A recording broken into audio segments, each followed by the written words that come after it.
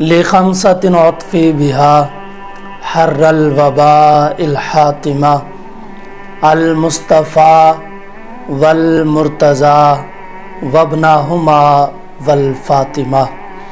الصلاۃ والسلام علیک یا سیدی یا رسول اللہ وعلی آلک وصحابک یا سیدی یا خاتم الانبیاء والمرسلین۔ ناظرین کرام، حضرت ابراہیم خلیل اللہ علیہ السلام، آپ کی مبارک زندگی اور آپ کی سیرت طیبہ پر ہم آپ سے گفتگو کر رہے تھے، اور ہماری بات یہاں تک پہنچی تھی کہ حضرت ابراہیم علیہ السلام آپ کی پرورش ایک غار میں ہوئی۔ آپ کی والدہ اکثر آپ کو جا کر دودھ پلاتی، اور اللہ تبارک و تعالیٰ کی طرف سے یہ اہتمام بھی کیا گیا کہ آپ کی انگلیوں سے شہد بھی جاری ہوتا، دودھ بھی جاری ہوتا، پانی بھی جاری ہوتا، کھجور کا ذائقہ اور گھی بھی جاری ہوا کرتا تھا۔ آپ بعض روایات میں ہے کہ 15 مہینوں تک آپ غار میں رہے، اور بعض روایات میں یہ بھی ہے کہ آپ 17 ماہ تک اس غار میں رہے۔ اور جس طرح ایک بچہ مہینے میں بڑھتا ہے، مہینے میں گروتھ کرتا ہے، حضرت ابراہیم علیہ السلام اتنا ایک دن میں بڑھتے تھے۔ آپ جب بات چیت کرنے کے قابل ہوئے تو آپ کی والدہ آپ کو اپنے قبیلے میں، شہر میں لے کر آئیں۔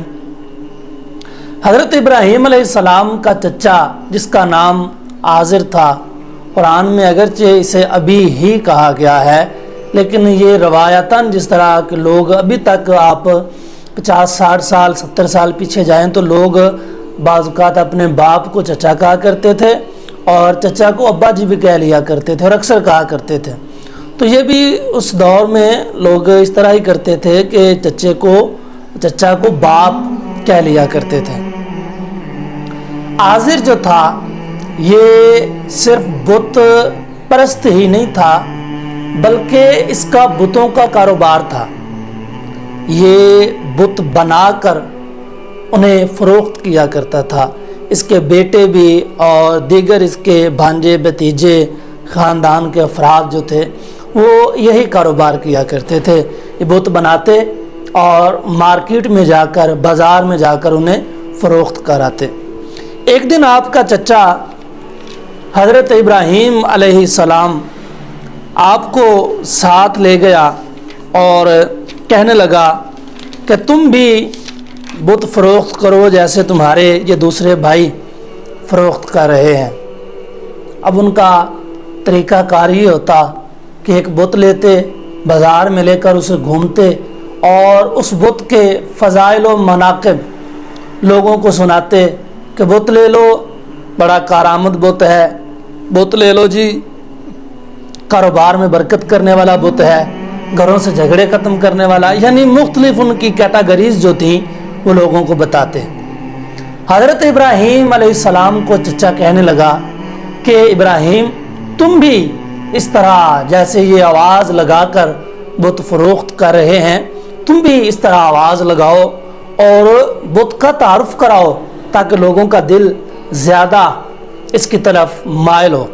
اب حضرت ابراہیم علیہ السلام کو تو پہلے ہی موقع چاہیے تھا، اللہ کے خلیل کو آپ نے جو ہی موقع پایا تو ایک آواز آپ نے بلند کی، اور میں سمجھتا ہوں کہ توحید کا ایسا علم بلند کیا اور ایسا آوازہ بلند کیا کہ جس سے لوگ حیران، پریشان اور سناٹے میں چلے گئے۔ حضرت ابراہیم علیہ السلام آپ نے آواز کیا لگائی؟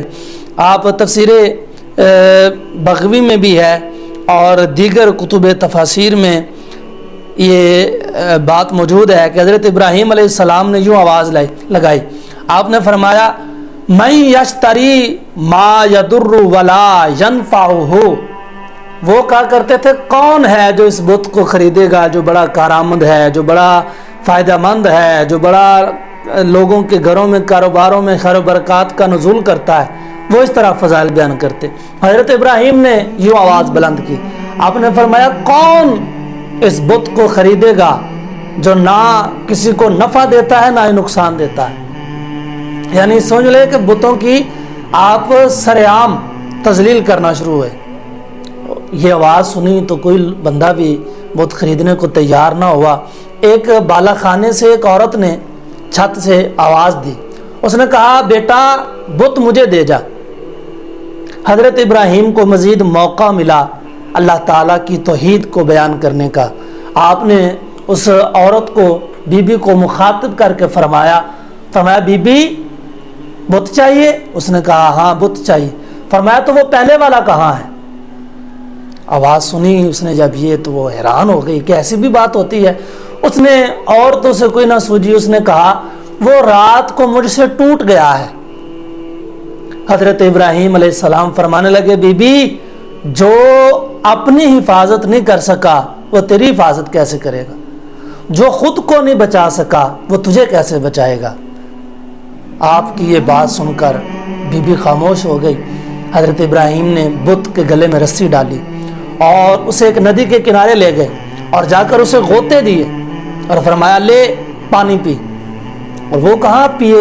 بت ہے جو ہے ہی صنم، ہے ہی پتھر، تو وہ کیسے پیے؟ حضرت ابراہیم علیہ السلام اس طرح سے بچپن ہی سے بتوں کے خلاف تھے اور بتوں کے خلاف بولتے رہے، لوگوں کو توحید کی طرف دعوت دیتے رہے۔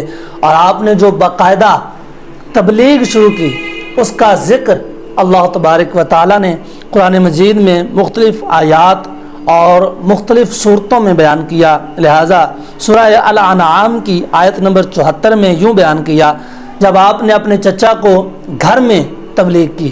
اصل تبلیغ ہوتی بھی یہی ہے کہ جو بندہ اپنے گھر سے تبلیغ شروع کرے۔ بعض لوگ ہوتے ہیں وہ اپنے گھر والوں کو بھوکا چھوڑ کے خود تبلیغ پر نکل جاتے ہیں۔ اس طرح کے لوگ آپ کو ملیں گے جو لوٹے بسترے اٹھا کے نکل جاتے ہیں، 6 مہینے گھر ہی نہیں آتے اور گھر والے پیچھے بد دعائیں دے رہے ہوتے ہیں۔ دل میں عشق محمد نہیں ہے اگر کلمہ سننے سنانے سے کیا فائدہ، قلب میں ذوق طیبہ نہیں ہے اگر مکے میں آنے جانے سے کیا فائدہ، خشک سجدے کیے خوب ماتھا گھسا اور پیشانی پہ داغ سجدہ بنی، دل جو داغ محبت سے خالی رہا یوں ہی ماتھا گھسانے سے کیا فائدہ، اور حب احمد کی تبلیغ تو نے نہ کی، کٹ گئی عمر گستاخیوں میں تیری، نقص ہی ڈھونڈنا گر ہے مقصد تیرا، یوں ہی بستر اٹھانے سے کیا فائدہ۔ تو ایسی تبلیغ کا کیا فائدہ جو اپنے گھر والوں کو چھوڑ کے باہر والوں کو نبی پاک صلی اللہ تعالی علیہ وسلم نے تبلیغ کی ہے تو پہلے گھر میں کی ہے۔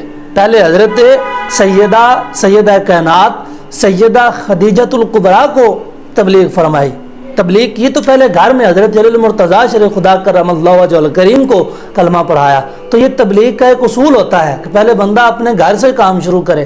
گھر والے جو ہیں وہ گمراہی میں مبتلا رہیں اور گھر والے جو ہیں وہ پریشانی میں رہیں، پیچھے سے کھانے پینے کے پرابلمز بنے ہوں اور بندہ 6 ماہ کی تبلیغ پر نکل جائے، اس طرح کی تبلیغ نہ اللہ تعالیٰ کو مطلوب ہے نہ اللہ کے رسول کو مطلوب ہے۔ تو بہرحال حضرت ابراہیم علیہ السلام نے تبلیغ کا آغاز کیا۔ سورہ انعام میں آتا ہے کہ وَإِذْ قَالَ إِبْرَاهِيمُ لِأَبِيهِ آزَرَ، جب حضرت ابراہیم نے اپنے چچا آزر کو کہا أَتَتَّخِذُ أَصْنَامًا آلِهَةً، کہ کیا تم بتوں کو اپنا الہ تسلیم کرتے ہو، إِنِّي أَرَاكَ وَقَوْمَكَ فِي ضَلَالٍ مُبِينٍ، کیونکہ میں نے تمہیں بھی اور تمہاری قوم کو بھی گمراہی میں دیکھا ہے اور کھلی گمراہی میں دیکھا ہے کہ تم کیا بتوں کی پوجا کرتے ہو۔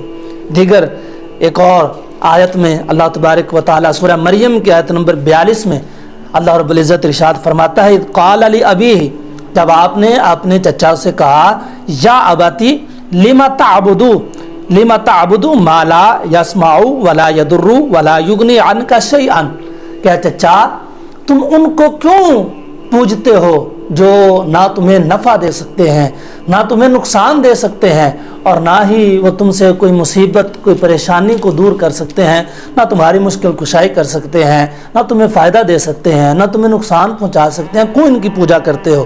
یہ بات سنی تو حضرت ابراہیم کا چچا آزر برانگیکھتا ہوا اور غصے کے عالم میں حضرت ابراہیم سے کہنے لگا قالا اراغب انت عن آلہتی، کہ کیا تم میرے الہ سے منہ پھیرتے ہو، کیا تم میرے الہ سے روح گردانی کرتے ہو؟ یا ابراہیم، و ابراہیم لئن لم تنتہی لارجمنک وہجرنی ملیا، اس نے کہا ابراہیم اگر تم ان باتوں سے باز نہ آئے تو میں تمہیں رجم کرواؤں گا، میں تمہیں کوڑے پتھر تم پر پتھراؤ کرواؤں گا، اور اگر تم باز نہ آئے تو تمہیں میں اپنے شہر سے نکال دوں گا، تمہیں ملک بدر کر دیا جائے گا، لہذا ابراہیم باز آ جاؤ اور ہمارے الہ کو، ہمارے بتوں کو برا کہنا چھوڑ دو۔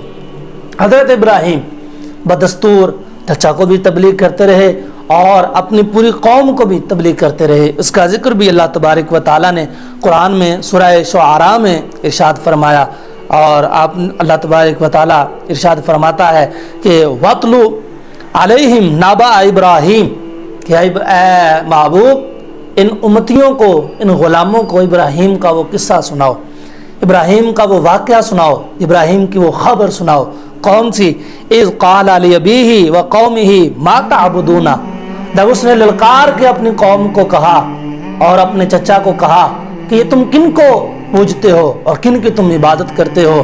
قالو، آگے سے قوم نے کیا کہا، یہ بات بڑی لطیف ہے اور کس انداز میں اللہ تبارک و تعالیٰ نے بیان فرمائی ہے، اور قوم نے کس حماقت کا اور کس بیوقوفی کا اظہار کرتے ہوئے جواب دیا، اور حضرت ابراہیم نے کس جواب مردی سے، جرت اور ہمت سے ان کے ساتھ مناظرہ کیا اور ہم کلام ہوئے اور گفتگو فرمائی، سماعت فرمائے۔ سورہ شعراء میں ارشاد ہوتا ہے جب آپ نے کہا اپنے چچا کو اور اپنی قوم کو ما تعبدون، یہ تم کن کو پوجتے ہو؟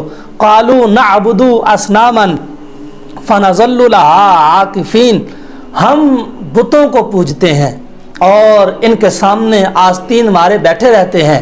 یہ قوم نے آگے سے کہا قال هل يسمعونکم اذ تدعون، حضرت ابراہیم نے کہا اچھا بتوں کو پوجتے ہو، ان کے سامنے سر جھکاتے ہو، تو بتاؤ جب تم انہیں پکارتے ہو تو کیا یہ تمہاری آواز سنتے ہیں؟ اور فرمایا او ینفعونکم او یضرون، کیا یہ تمہیں کوئی نفع دیتے ہیں، کیا یہ تمہیں کوئی نقصان دیتے ہیں؟ یہ بات جب آپ نے کی تو قوم کے پاس اس کا کوئی جواب نہ تھا، اور قوم نے کس جہالت کا اظہار کرتے ہوئے اور حماقت کا اظہار کرتے ہوئے اس کا جو جواب دیا، کتنا مذاق خیز جواب قوم نے دیا، اس کا ذکر بھی اللہ تبارک و تعالیٰ نے قرآن میں ان کا ذکر فرمایا اور بتایا کہ وہ کس طرح حضرت ابراہیم کی ایک ضرب کے آگے اور ایک بات کے آگے اور ایک جملے کے آگے بے بس ہو گئے اور لاجواب ہو گئے۔ انہوں نے کہا ہمارے پاس اس کا کوئی جواب نہیں، ہاں یہ ہے قالوا بل وجدنا آباءنا کذالک یفعلون، انہوں نے کہا ہم نے اپنے باپ دادا کو یہی کرتے ہوئے دیکھا ہے، ہمارے باپ دادا بھی اسی طرح کرتے تھے، ہم بھی اسی طرح کرتے ہیں۔ اس بات کا جواب نہ دیا کہ کیا یہ نفع اور نقصان دے سکتے ہیں یا نہیں دے سکتے۔ جب قوم نے یہ بات کی تو حضرت ابراہیم کو مزید موقع ملا اللہ تبارک و تعالیٰ کی حمد، اللہ تبارک و تعالیٰ کی تعریف اور صفت و ثنا کرنے کا۔ حضرت ابراہیم نے کہا قالا افرأیتم ما کنتم تعبدون، آپ نے فرمایا کیا تم دیکھتے ہو جنہیں پوج رہے ہو، کیا انتم و آباؤکم الاقدمون، تم اور تمہارے گزرے ہوئے جو آباء و اجداد ہیں، فإنہم عدو لی، یہ ان کو پوجتے ہیں جو میرے دشمن ہیں، تم میرے دشمنوں کو، عدویین کو، میرے رقیبوں کو پوجتے ہو۔ میرا جو رب ہے نا جس کی میں عبادت کرتا ہوں، جس کو میں مانتا ہوں، وہ کیسا ہے؟ سنیں اب اللہ کے خلیل کی زبان سے اللہ کی توحید، فرمایا اللہ رب العالمین، مگر جو میرا رب ہے، الذی خلقنی فہو یہدین، وہی میرا رب ہے جس نے مجھے پیدا کیا ہے، وہی میرا رب ہے جس نے مجھے ہدایت عطا فرمائی ہے، والذی ہوا یطعمنی ویسقین، وہی میرا رب ہے جو مجھے کھلاتا بھی ہے مجھے پلاتا بھی ہے۔ اور فرمایا وَإِذَا مَرِضْتُ فَهُوَ يَشْفِينِ، اور جب میں بیمار ہو جاتا ہوں تو وہ مجھے شفا عطا فرماتا ہے۔ وَالَّذِي يُمِيتُنِي ثُمَّ يُحْيِينِ، وہ میرا رب ہے جو مجھے مارے گا، بظاہر مجھے موت کا ذائقہ چکھائے گا، اور وہی ہے جو مجھے اس کے بعد پھر زندہ کرے گا، قیامت کے دن مجھے اٹھائے گا۔ والذی اطعم ان یغفر لی خطیئتی یوم الدین، اور وہی میرا رب ہے جس سے مجھے یہ امید اور مجھے آس لگی ہوئی ہے کہ وہ مجھے میری وجہ سے لوگوں کی اور میرے قوم کی غلطیوں کو معاف فرمائے گا۔ اگرچہ لفظ یہ ہیں کہ وہ میری غلطیاں معاف فرمائے گا، لیکن نبی کیونکہ غلطیوں سے پاک ہوتے ہیں اور معصوم عن الخطا ہوتے ہیں، اس لیے ہم ذرا احتیاطاً ترجمہ یہ کریں گے کہ جو میری قوم اور میرے ماننے والوں کی غلطیوں کو معاف فرمائے گا قیامت کے دن۔ اور ساتھ آپ نے یہ دعا کی، ربی حبلی حکمن و الحقنی بالصالحین، کہ حضرت ابراہیم کہنے لگے اے میرے رب، اے میرے پروردگار، مجھے حکم عطا کر اور مجھے ان سے ملا دے جو تیرے خاص قرب میں رہنے والے لوگ ہیں، جو تیرے خاص قریب ترین لوگ ہیں، مجھے ان میں شامل فرما دے۔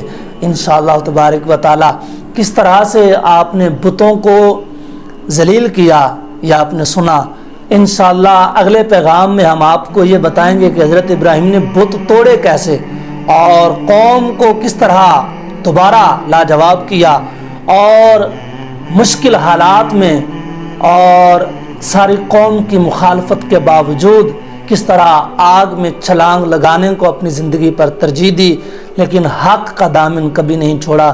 انشاءاللہ تبارک و تعالی ملتے ہیں ایک اگلے ویڈیو پیغام کے ساتھ، اسی کے ساتھ اجازت دیں، وما توفیقی الا باللہ۔